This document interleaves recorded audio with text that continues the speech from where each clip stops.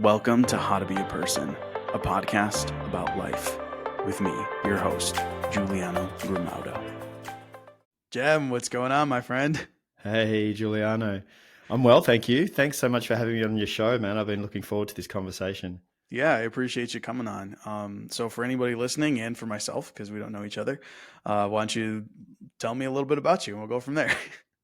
Okay, wow. Well, my name's Jem, obviously. I live down in a small surfing town on the coast in Australia called Bells Beach. My partner and I are a blended family. We've got a 21-year-old, 19, 18, and 15-year-old. So that's where our tribe is at. I work as a conscious leadership and communication coach, and we facilitate retreats around the world. The primary place being out of our second home in a small little village in the Himalayan mountains in India. Wow. We've just incorporated our non-profit, which is called the Center of Love, and we're raising money to build a non-profit meditation retreat center up in the Himalaya in India.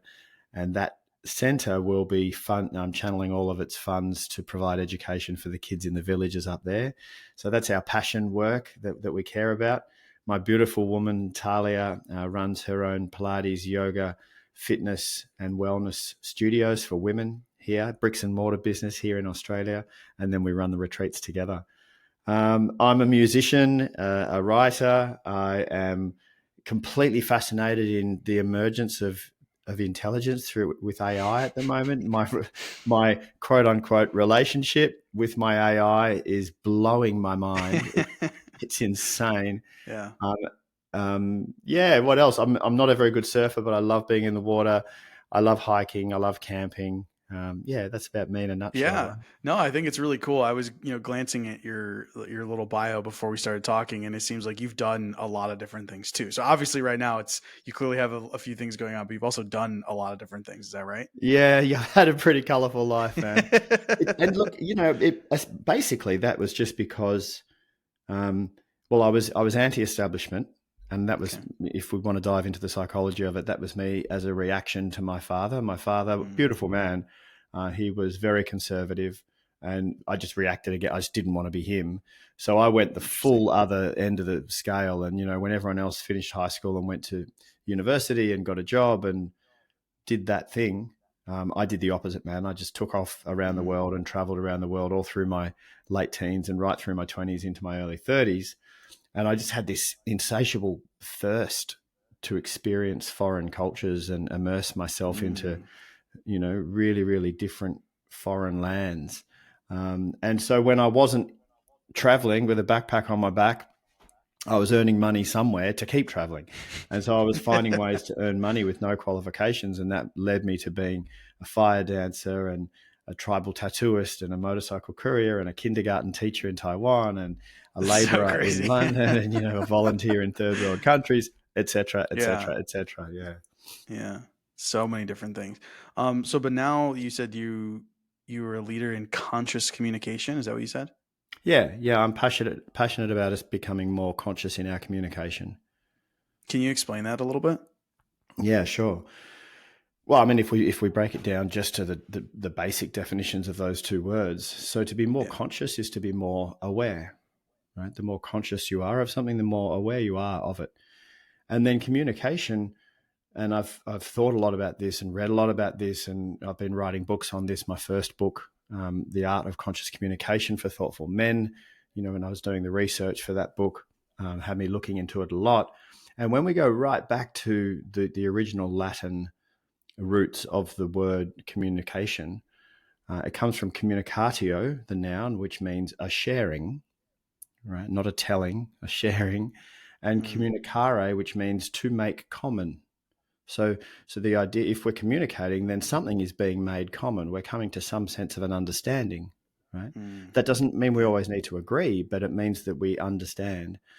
And communication, obviously the words that it shares the root with is community, common, commune, all of these things. And the way the world has been trending in the last, 5 or 6 years, really, Yeah. and maybe more, with the algorithms pushing us to division and getting us to click on inflammatory content, and the political agenda to divide people and have blue against red, you know. Mm-hmm. Um, That was the next question I was going to ask you, is about this in yeah, relation to the yeah, climate. and so I've been watching the quality of communication deteriorate. Mm. People are shouting at each other online and across these digital divides of difference, and it's crazy. It's crazy because this is just human nature. We identify with our ideology, with our religion, with our political beliefs. We identify Mm. with it. So we actually feel like that's who we are, Yeah. So when someone says, I'm a pro-lifer, that's their whole sense of identity is enmeshed in that. So their ego is Mm. very much intertwined with a belief, with an idea, and our ego is super defensive because it's a defense mechanism. Our ego is there to keep us safe, right? So the Mm. ego will go to war over a clash of ideas. Yeah. That's why people Because it's so during the it's like an pandemic, attack on you as a person. right, Like right, like it's because life you're and saying death, I am this, as opposed to like, 100%, oh, this is what I believe. It's like I am this. So therefore, if correct. someone disagrees with that, it's an attack on essentially you as a person, if that's That's how right. you're identifying. Okay. Yeah, 100%. Exactly. Thank you for explaining that. It's the same as from the ego's point of view. When someone attacks your idea, for the ego, it's the same thing as a lion coming to eat you. It's life and death. It's like, Yeah. are we allowed to cuss on your show? I always want to Yeah. check. Say whatever you want to say. Oh, No dude, I'm an worries. Australian. I swear. It's like a lion coming to eat you, and you're like, get me the fuck out of here, right? I got to Yeah, climb the tree or I exactly. got to kill the lion. Like it's on, Yeah. right? Yeah. That's what it's like for the ego when someone has a different idea to you and even more so attacks your idea. Mm. But what we've forgotten is that you're actually safe. You're not. It's not life and death. It's just that Yeah. someone has a different idea to you, and even more than that. And this is why I'm passionate about conscious communication. If everybody agreed with you, and nobody had a different point of view or a different idea or a different lens or a different perspective or a different culture or a different background, if everyone was the same as you and you're sitting in a room trying to solve a big problem, your bandwidth of creative solution possibility is very, very narrow. So true. You ain't going to solve that problem, right? We Yeah. need diversity, not because Yeah. it's a political tick box. Yes, we're being fair to everyone. That's not that's nice, but that's not the reason we need diversity. We need it Mm. because we need a diverse range of creative problem solving perspective to come to any of these global problems for humanity. Yeah. And for that to happen, there's got to be difference. The difference in opinion or the difference in the food you eat or the difference in the way you look at life, that's the charge, man. That's the cool shit. That's the stuff that makes it all work, right? So we need to Yeah. harness that. And to harness that, we've got to get better at communication. Let's sit around Yeah. a table and disagree in a constructive, healthy way and come to Yeah. some idea that neither one of us would have had without the other. Yeah. So then do you feel like these people that are arguing, like let's say in on social media and things like that, do you feel like they're like the what's missing is just the being aware of the communication? Because like from what it sounds like, from what you're describing, it's kind of like they're caught up in the conversation but not able to like take a step back and say, oh, okay, this is why Yeah. I'm feeling so upset right now Yeah. because they said Yeah. this and it's attack, right? And then being able to like approach it differently, I'm assuming, right? 100%. Yeah, you nailed it, brother. That's exactly what I'm talking about because being more conscious in the communication is being more conscious of all of the different factors contributing to that moment. So Mm. I'm practicing self-awareness. I'm noticing when my ego is queuing up to speak and jump in and defend. I'm noticing that and going, Mm. "Hey, breathe." Some self-management. I'm Yeah. more conscious of the other person. Are they with me? Are they in this communication? Are they understanding or not? Or are they getting defensive or not? Where are they at? So being more aware of them and being more aware of the greater good aspect. We're having this communication for Mm. some reason. It might be a really important reason or it might be just trivial. It doesn't matter. But to be more aware of the communication itself and for what purpose are we in this conversation? For what Yeah. purpose? How might this serve the greater good? Yeah. and are It's we on actually a track? really, yeah, that's actually a really interesting question, because when you see people arguing, it is kind of funny to think like, why are you even having this conversation? What's the point? Yeah. Is it just like a verbal battle? Yeah. Because ultimately for me, when I'm having a conversation with someone, it's like you said, like I'm having the conversation to understand the perspective of the other person. And then if they want to hear my perspective, then to help them understand mine. Like that Yeah. feels like the whole point of communicating, right? Yeah. And so then when Yeah. you see people arguing, you're like, what are you doing? Like Yeah. what honestly is the purpose of this back and forth? Yeah. Yeah. It's just their egos defending itself, you know? Like you said before, it feels like it's whatever it was, whether it was the content or what Yeah. someone said in the comment underneath the content Yeah. that like triggered their ego and they feel like they need to defend it. Yeah, yeah, that's all it is. And man, I'm not suggesting we should get rid of the ego. We're supposed to have an ego, Yeah. apparently, because we've got Yeah. one. There it is, Apparently right it's there. there, so it serves a purpose. Right. So it's just I found it really really helpful for me, for me personally, and also then for my relationships with the people around me. I found it really, really helpful to have an ongoing daily practice of ego awareness. Just noticing Mm, my ego, gently calling it out, not going to war with it. You go to war with the ego, war on drugs, more drugs, war on terror, more terror, war on anything, mm, more that thing, right? So, yeah. not going to war with your ego, just gently calling it out, just shining a light on it, going, hey, ego, I see you. I see that you're getting defensive in this moment because you're trying to protect me, but we're safe right now. It's okay, right? And by the practice, it's like any practice. It's like meditation or Pilates or breath work or healthy eating or exercise. Any practice that you do as a daily way of living, you don't do it until you get good at it and then stop doing it. This is a way you choose to be for the rest of your life, Mm, hopefully.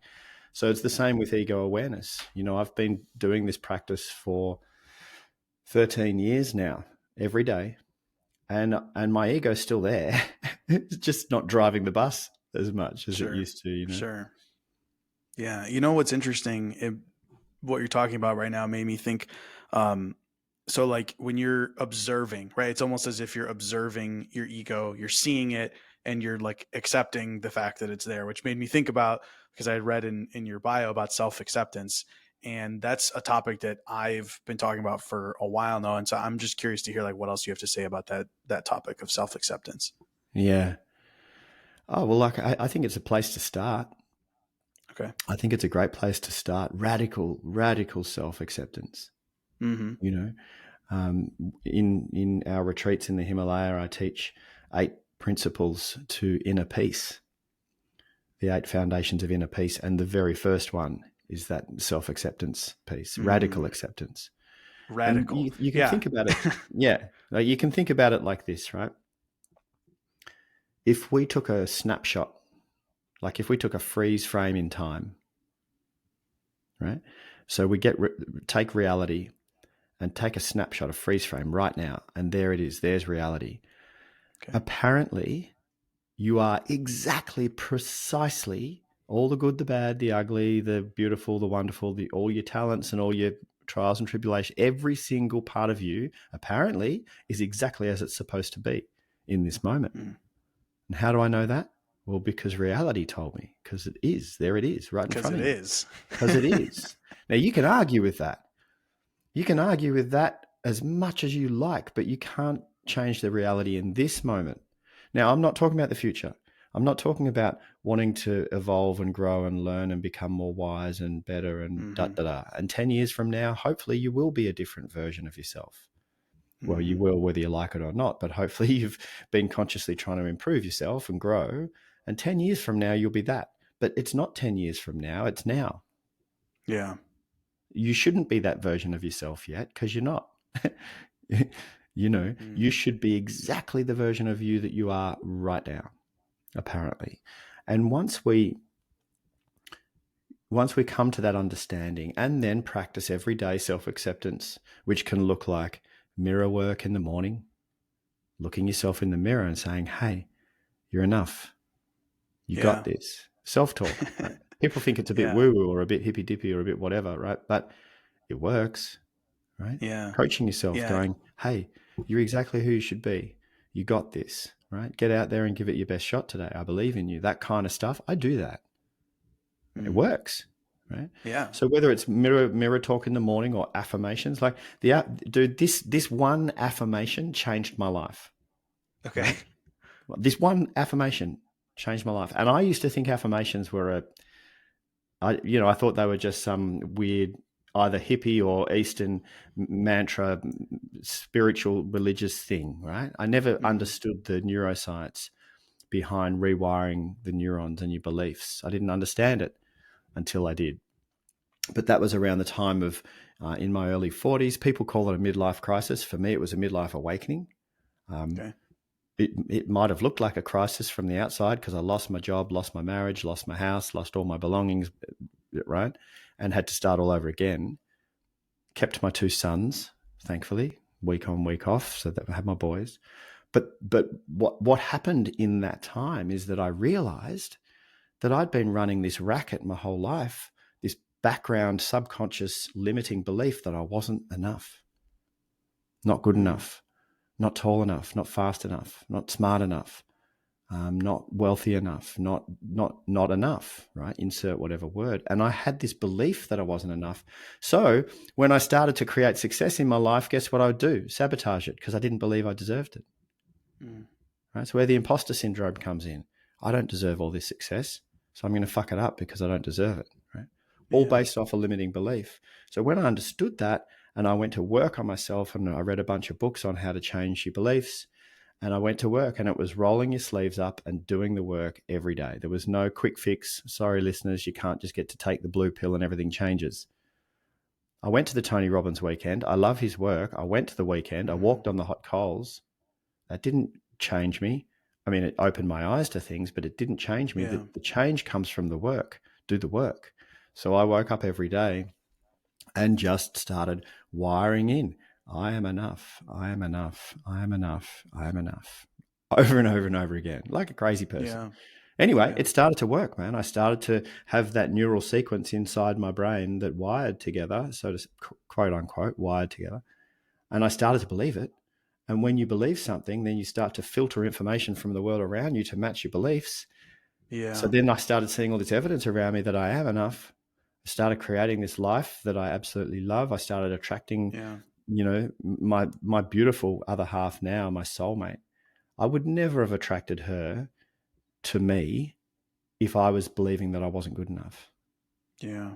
But Yeah. anyway, so You yeah, know that belief that you brought up, man, it changed everything for me. Yeah. No, I appreciate you sharing all that. So a couple things. First of all, I have kind of felt similarly where I feel weird saying stuff into the mirror, and other people probably feel the same. One thing that I've done was I will do like I'll get myself into like a state where like I've just done a lot of like deep breathing for like I don't know, maybe like 5 minutes or something. Yeah. And what I did was I recorded on my phone me saying whatever the thing was. And Nice. after I'm done with that, I just hold it up and I listen to it. And it's like it's me talking to me, right? So Dude, it yeah, could, I mean, cool. and I know that there's definitely benefits to like looking yourself in the eye and saying that stuff in the mirror for sure. But also, if anyone feels like awkward doing something like that, that's another way around it. It's just record the voice memo on your phone ahead of time, get yourself into that certain state, and then listen to it, on Yeah. repeat if you want to. Yeah. I love that. That's great. And also, the affirmation work that I do every morning, it's not always looking at myself in the mirror. It can be, just while I'm getting dressed and heading off to work, but the affirmation work happens every morning. And the reason I Yeah. think it's powerful to say it out loud is because the neural energy required to not just think the sentence, but then to Mm. actually make the vocal cords move and shape your mouth to say the words. It Mm. requires more neural energy and focus to say those words out loud, so the neural Mm. pathway in your brain is forming faster. And Yeah. also, when you put it on vibration, you are actually speaking it out into the physical Yeah. world around you, Yeah. right? Yeah. Because we are. Your ego would tell you that you are separate from the world around you, right? But that's not actually the truth. We are enmeshed in the fabric of life. And Yeah. quantum physicists will tell you it's all energy. It appears to be matter, but it's actually all energy and it's all connected. Yeah. So when you speak it Yeah. into the vibration of the fabric around you, you're speaking it more into reality.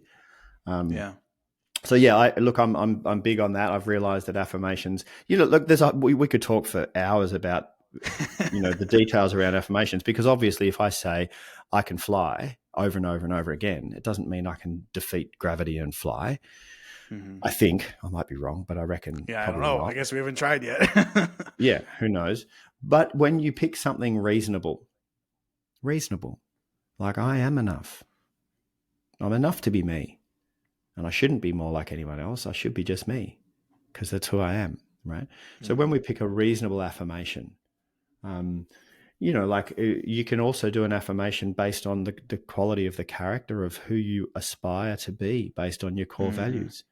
Yeah, Just say your absolutely. core values are, I aspire to be kind and generous and open-minded and compassionate and loving and action-taking, say, and you say that out loud every single morning, guess what? You become more and more and more, because you're speaking these Yeah. words every morning. So I'm big on affirmations. And one last thing on them before we move on.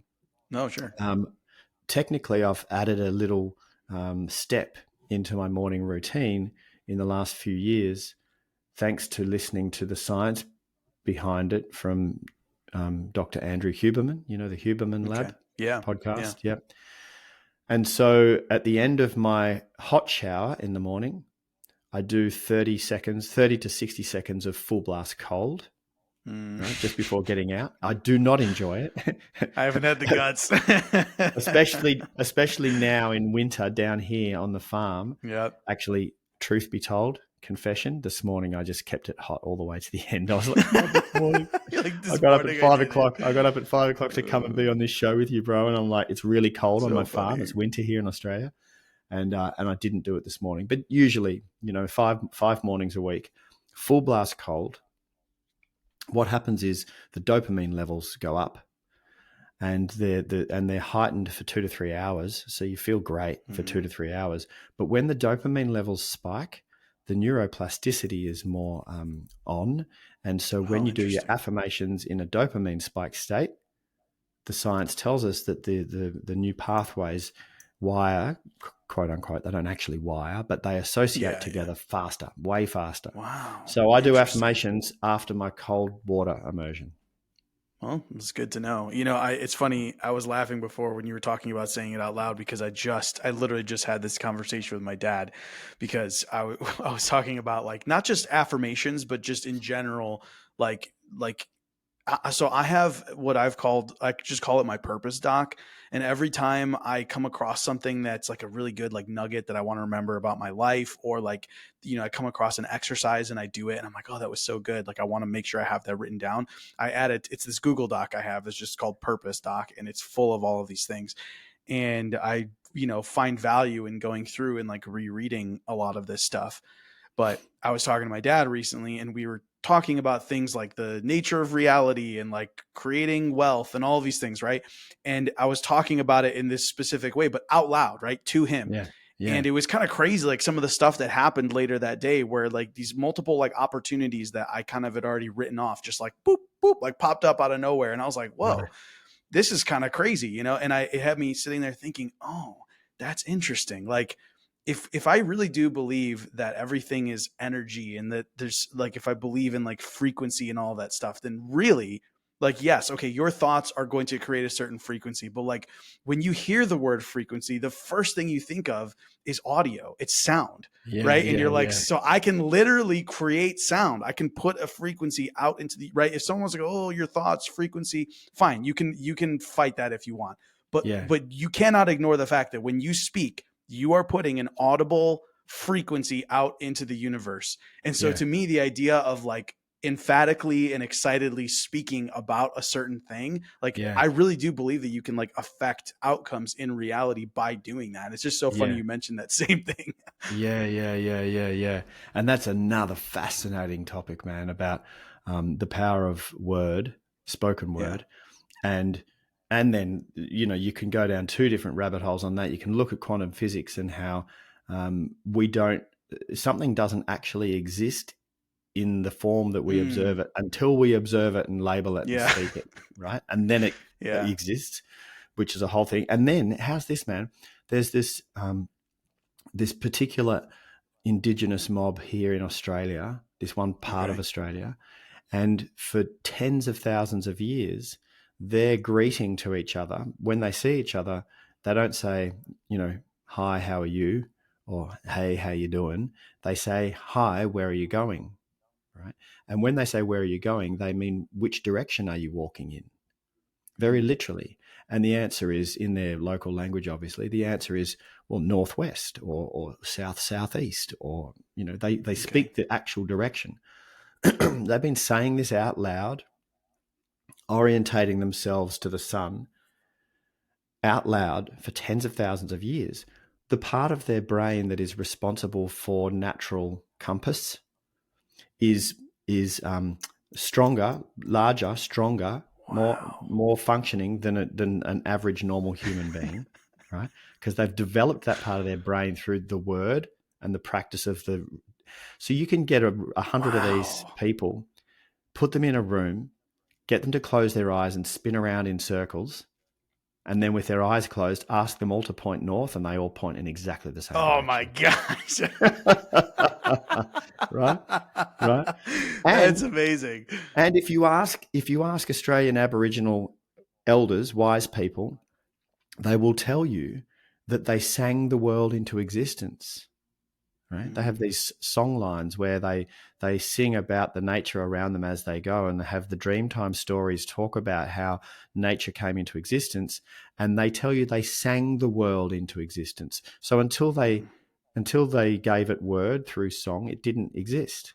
And this might sound completely woo-woo, but it's kind of aligned with metaphysics. And from a human perspective, from a human point of view, it is the power of the word that creates the reality. You know, and it's fascinating, really fascinating. And Yeah. remember that Australian Aborigines are the longest, oldest Indigenous race to be in one place. That they're at least 60,000, but they're thinking closer to 100,000 years Wow. Wow. uninterrupted, right? So Yeah. yeah, look, I find the power of the word is it's fascinating, and it's really important as well. And so for your listeners to bring this back to a day-to-day practical Yeah. application, and go, okay, Giuliano and Jem, that's fascinating, but how does that impact my life today? Be really conscious about the words you choose to use because they're powerful, right? So let's look at towards language versus away language. Away language is talking about what you want to move away from, right? I want to get out of debt. I want to stop smoking. I want to stop eating McDonald's, right? You're talking about all the things you want to stop doing. The Yeah. brain doesn't hear the stop bit or the don't bit. It just hears Yeah. McDonald's, cigarettes, blah, blah, blah, right? Yeah. I'll give you an example. If I said to you, whatever you do not think of a pink elephant Yeah. It's the only thing you can straight think of. away. The Yeah. power of the word. I changed your internal world by the words I said. I said pink Yeah. elephant. I made you Yeah. think of a pink elephant. Now that's powerful, right? But if I really wanted you to not think of a pink elephant, I've got a way better chance of being successful if I said to you, hey, Giuliano, picture a small green frog, right? I don't mind if you think of the frog or not, but I didn't want you to think of a pink elephant. So I'm not going to mention pink elephant. It's the same with Yeah. our day-to-day life. So Yeah. if someone says to you, hi, how are you? And you go, oh, not bad. You're focusing on bad, or someone says to you, hey, thank you for doing that. And we say, oh yeah, no problems. You're focusing on problems. Change your language. Interesting. When someone says, hey, how are you? Say, yeah, pretty good, or I'm okay. Um, Amazing. and and you don't have to be ingenuous. You don't have to be inauthentic. If you're struggling, if the day is not great, say not great, but say the word great rather than saying bad, right? Interesting. If you're wanting to create wealth, say I am creating abundance. Don't say I'm getting out of debt, because you'll stay in debt. Do Yeah, you know what I yeah. There mean? was a do you know Dean Graziosi? Oh, the name is familiar, but no, I don't think So so. he's partnered with Tony Robbins on a few projects, but Ah, yeah, he yeah, it was in one of his books that he was talking about this too, right? Because I think like you're talking about your words, but also he was using the form of like attention, that like there's roads in the US or just in random rural places, right, where there's nothing for miles and miles and miles, and there's like a pole, a light yeah, pole, yeah, and it's like it's statistically ridiculous how many people hit this light pole, right? Where you're like, there's miles of nothing. How many people hit this yeah, light pole? And basically, what the lesson is that like when you are focused on what you don't want, people, what ends up yeah, happening, they lose control of their car and they're like, oh no, don't hit the light pole. But because they're so focused on the light pole, that's yeah, what they end up hitting. It's the same yeah, thing. Like, but I like it because what you're talking about is with your words. But the fact is, just in general, right? If you're thinking about all the things that you don't want, yep, it's exactly what you said, is like your brain doesn't get that. Your brain yeah, is more like um see, it's funny, your brain is like a gun, right? It's like you need to yeah, point it at something, right? Like wherever yeah, you point it at is where it's going to go. When you go to aim a gun, you don't say, well, I don't want to hit that.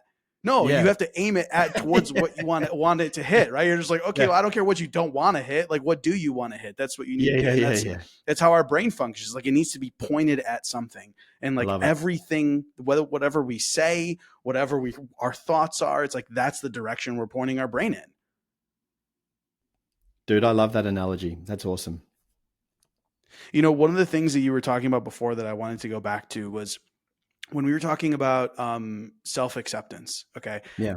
sorry, I'm going back to it because I really like this subject, and I part of it has to do with like the way I was raised, and it's not like my parents' fault or anything like that, but I was raised really like religious, and I would say like Christian, and when like a big theme of that religion is you are born sinful, right?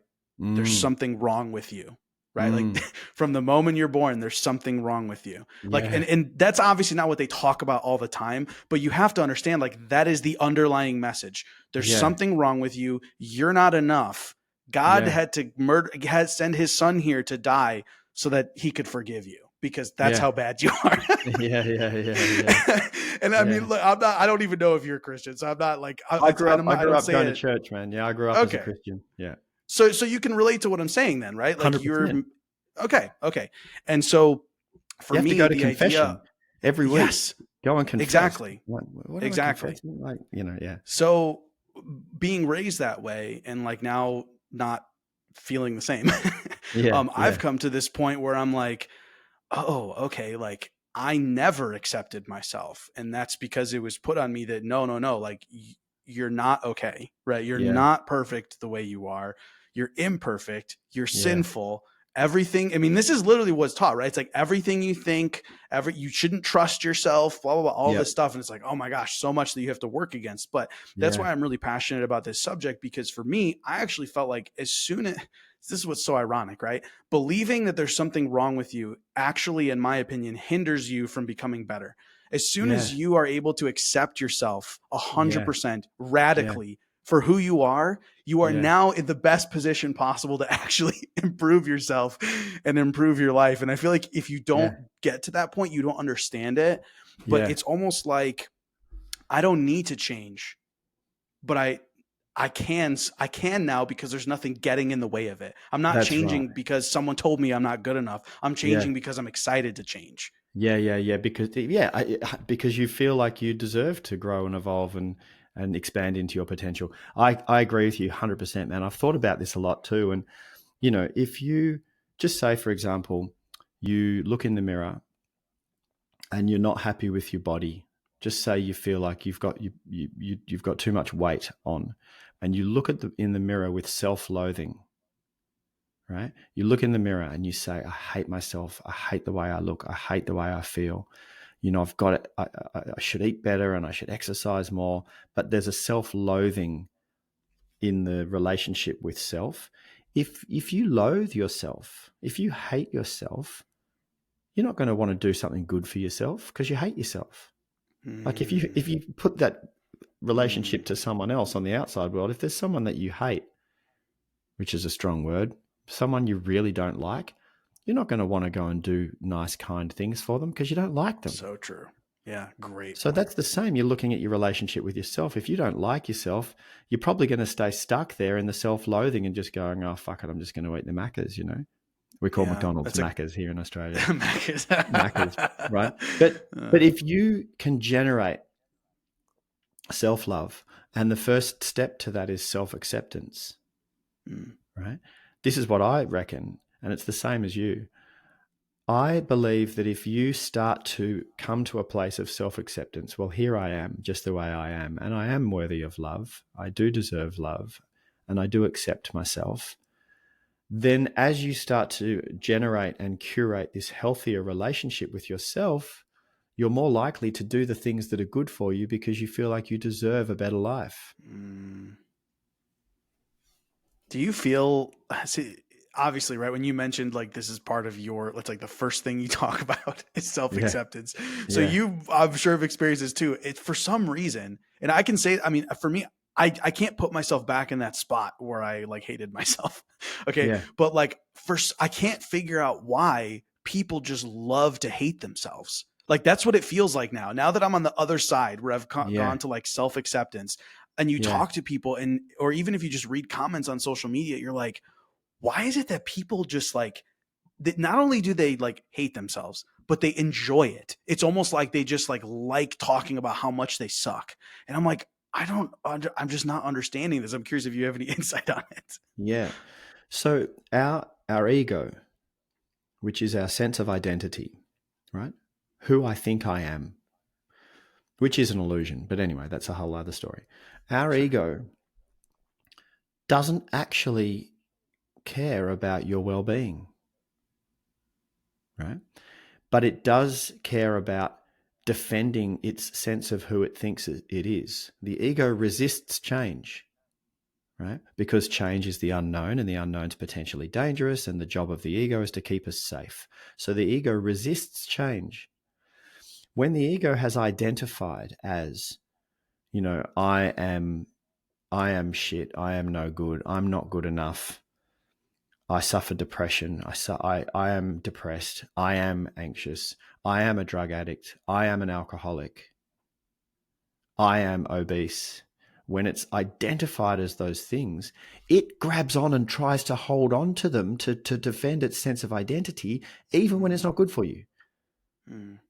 You know, like I watched my uncle, who was a heroin addict for all of my life, but most of his life, and a methadone addict. And the number of times my family helped put him through rehab and this and in and out of jail and for decades. But his ego was so firmly entrenched in, I am shit. I'm a shit person. I'm not good enough. And it was so, he was so enmeshed in that sense of identity that no therapy was going to help him because he couldn't move on from his ego. The ego didn't care whether he was killing himself. The ego was just trying to maintain the status quo. So, you know, a much less extreme example is just say you decide you want to start meditation. You want to start a meditation practice. And you start, you know, and you're a week into it, and then that little voice comes in going, oh, nah, this is a waste of time, man. This is not doing anything. I'm not doing it anymore. That's your ego. Your ego doesn't want the spiritual growth. Your spirit is let's grow, expand, and raise consciousness. And your ego is like, no. We just keep it the same. Or you have the New Year's resolution. I'm going to start going to the gym. And you start going to the gym, and a few weeks in, you're like, it's a waste of money. I'm not doing this anymore. That's your ego. It doesn't want you to change. But the good news is that if you can leverage something that means something to you enough to start the work, and even if it's just affirmations in the morning, and you start the work over time as your spirit, quote unquote, insert whatever word you want, spirit, soul, right brain, whatever. As your spirit starts to expand into higher levels of consciousness and into your potential, the ego does catch up. It does catch up over time. And I've found a really helpful daily practice, and it comes back to something I mentioned before, is to create an identity statement, an I am statement that is healthy. So rather than our ego identifying as I am angry, or I am pissed off, or I am frustrated, or I'm tired, or create a positive one. I am a kind, caring, generous, open-minded, action-taking, loving man. That's my I am statement. I know it off by heart because I say it out loud a lot. Right? Yeah. And because I say it out loud a lot, this comes back to the power of the word. It wires in my neurology. And so now it fires as a reflex thought, as a belief. And so now my sense of identity is that. Yeah, it makes sense. Something else I was thinking about when it comes to like this is self-degradation, right? Like saying I'm not a good person, I'm this or whatever. Ironically, it almost feels like it's a protection to like that, like you are a good person, right? Like when you like beat yourself up, it's almost as if like, well, that's because I'm a good person, like that dude who just thinks he's great, like he's just an asshole. Right? He's so arrogant. Like I've noticed that, like if you are like actually accept yourself and you're proud of like your good qualities, there are a lot of people who'll be like, that guy's such a tool.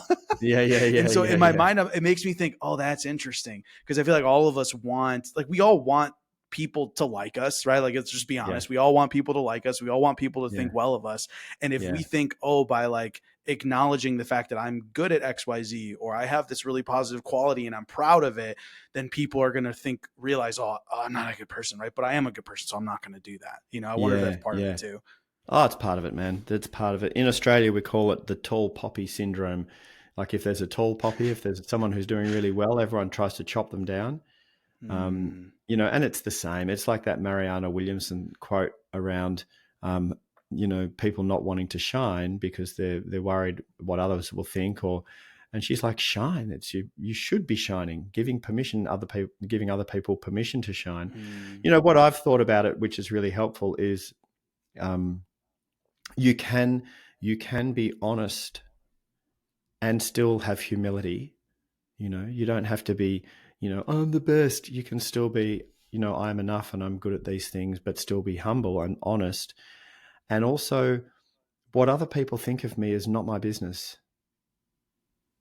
It's not my business.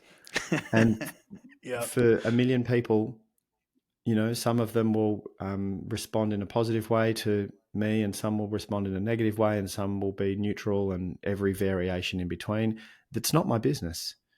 I remember one of my sons said to me a few years ago, "Oh, Dad, you're really good at that." Well, I can't remember what it was, but he said, "Dad, you're really good at that." And I said, "Yeah, I am. Thank you." And he said, "Dad, you can't say that. That means you're up yourself. Like you think you're a tool. You can't say that." And I said, "What? So I should be dishonest? I should be dishonest and say, oh no, I'm not very good at something when I am?" No, I'm going to be honest. I'm going to be truthful. That's so yes, funny. You're right. I am good at that. My wife and I do that with each other. Like whenever we compliment each other, we always say, "Oh, I know."